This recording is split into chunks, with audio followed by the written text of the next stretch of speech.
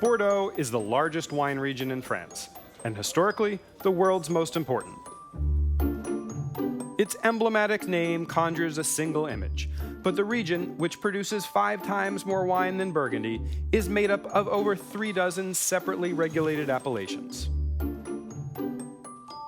The Medoc, with its famous classification and Cabernet-based wines, is better known to collectors and enthusiasts. But the right bank, although producing just 10% of Bordeaux's wine, has a longer history of grape growing. Situated on the north side of the Dordogne River near the city of Libourne, this cluster of exclusively red wine regions is typified by Saint-Émilion, Pomerol, and Fronsac. Bordeaux's winemaking history begins with the Romans, who were the first to develop vineyards in the region. So the Romans began the growing of the grapes because they realized that the climate was perfect for this kind of fruit. The popularity of Bordeaux's wines beyond France was sparked in the 12th century thanks to Eleanor of Aquitaine. After a brief marriage to King Louis VII of France, she married Henry II, soon to be King of England, bringing the province of Aquitaine under English rule. Bordeaux was well positioned to export wine to England, and its rulers eager to encourage trade. Exports peaked by the early 14th century, just before the 100 Years' War. In the 1600s, the Dutch built canals through the marshes of the left bank, draining the Medoc and paving the way for its dominance as a grape-growing region in years to come. Bordeaux has a maritime climate, resulting from its proximity to the Atlantic Ocean. The region's sizable estuary and twin rivers provide further moderation. However, subtleties of characteristic weather and soil structure have encouraged vignerons to plant different varieties. Right bank is basically very known and famous for its capacity to give very rich and ripe Merlot, and easy to understand quite early in their life. Cabernet Franc is the second grape of the Libournais, acting as a supporting element to most right bank wines. Merlot would count for something like 80–85% of global blends on the right bank. So Merlot, it will bring the softness, fruitiness, roundness. Cabernet Franc will bring all the structure, character, and strength to the wine. Barrel aging is ubiquitous. Here, like the Medoc, the sweet aromas of new French oak are a signature of high-quality wines. In Bordeaux, we produce tannic wines, and tannins are coming from the fruit, but also from the wood. So almost all the chateaux in Bordeaux, they will have an aging in barrels.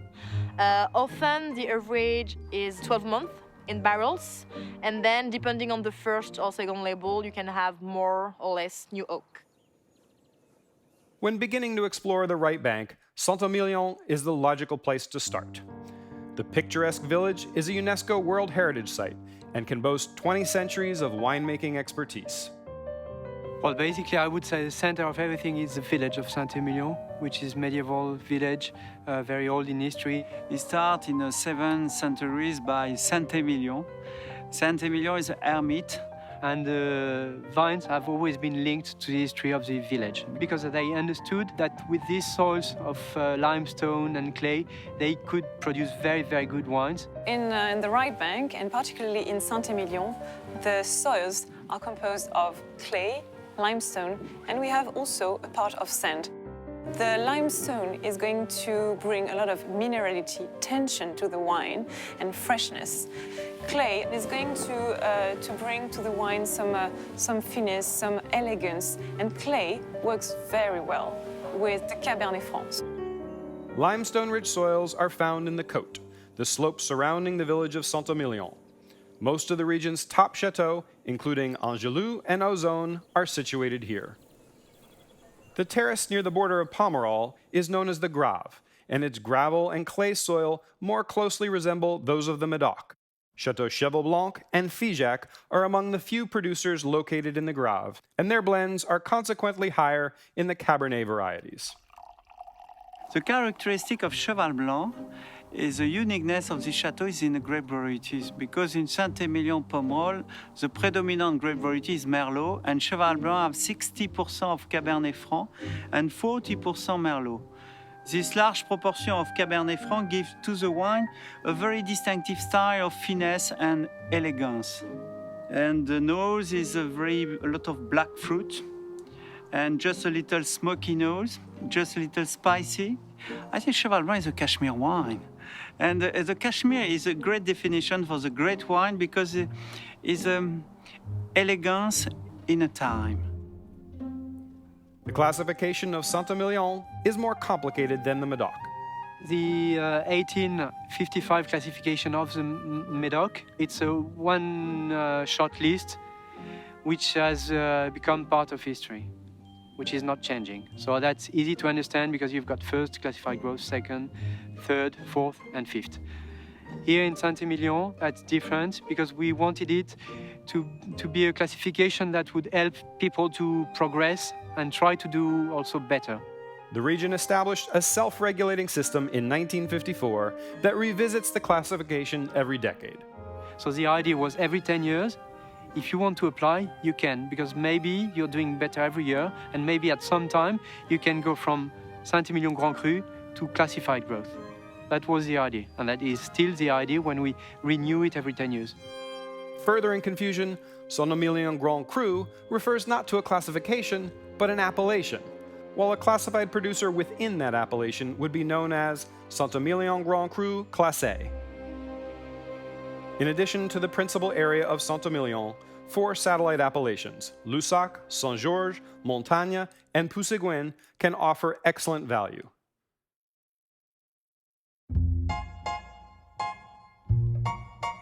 Lalande de Pomerol extends to the west and offers another source for overlooked wines. Just to the south is Pomerol, home to the world's most sought-after Merlot. Prior to the 1950s, Pomerol was dominated by Cabernet Franc.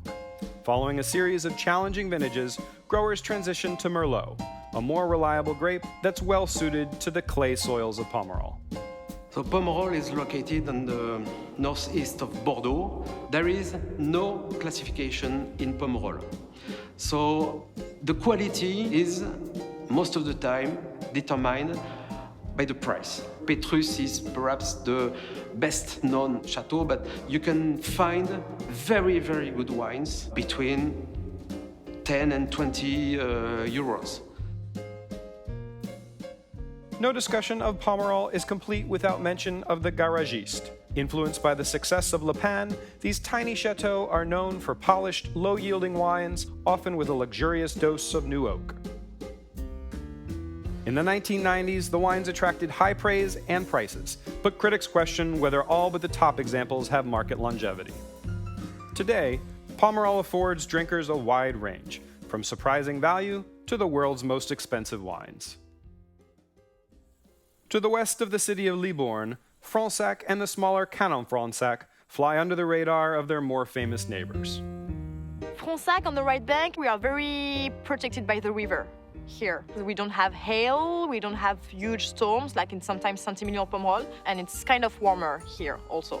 But the 2 main grape varieties are Merlot and Cabernet Franc. And some chateaux in Fronsac, they have a little bit of Cabernet Sauvignon, and they can also have some Malbec or Petit Verdot. In Fronsac, we don't have any classification.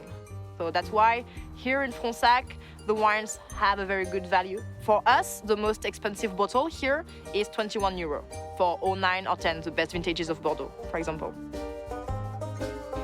Outside of France, we're quick to associate Bordeaux with steak, but pairings with duck and fish are more commonplace in the region and demonstrate the flexibility of the region's wines. I think it's very interesting to pair red wines with fish, but I have to be precise when I speak about fish.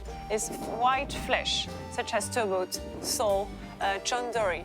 For me, the best meats you can have with the Pomerols are the red meats like beef. Also the game and the duck, and also it's possible to serve with a cheese. You can drink the wines with a lot of different meals because the tannins are soft, very soft. The popularity of the right bank has ebbed and flowed. It began as the most important region in Bordeaux, then lost its position of prominence after the 100 Years' War and the draining of the Medoc. A generation ago, Bordeaux was the undisputed king of international wine lists, but it lost favor from market neglect and a focus on sales in Asia. Now, the region is regaining global attention. Despite the coming and going of trends, one thing has remained constant. People have been making delicious wines on the north side of the Dordogne for almost 2,000 years.